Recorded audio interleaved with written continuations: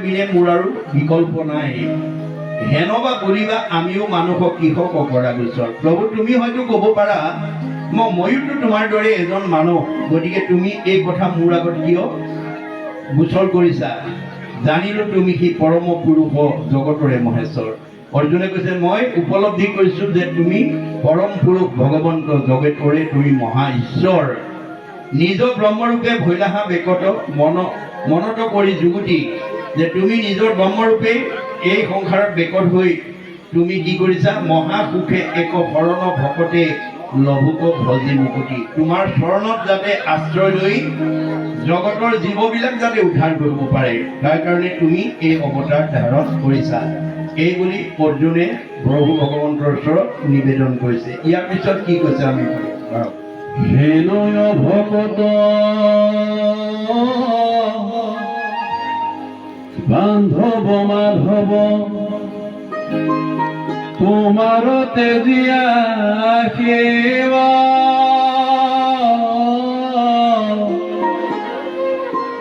ভূঞা বন্ধমতী কোনেনো সম্প্ৰতি ভজিবে গণ দেৱ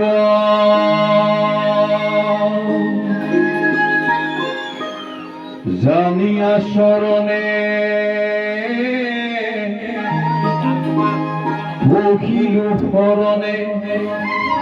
উপলব্ধি কৰিছে আমিও অৰ্জুনৰ দৰে উপলব্ধি কৰিব পাৰিব লাগিব কাৰণ সাংসাৰিক জীৱনত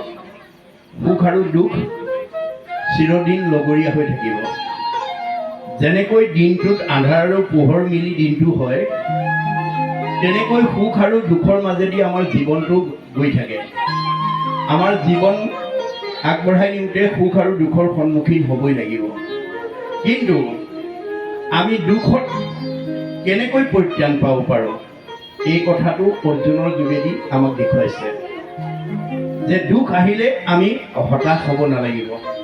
আমি ধৈৰ্য ধৰিব লাগিব চিন্তা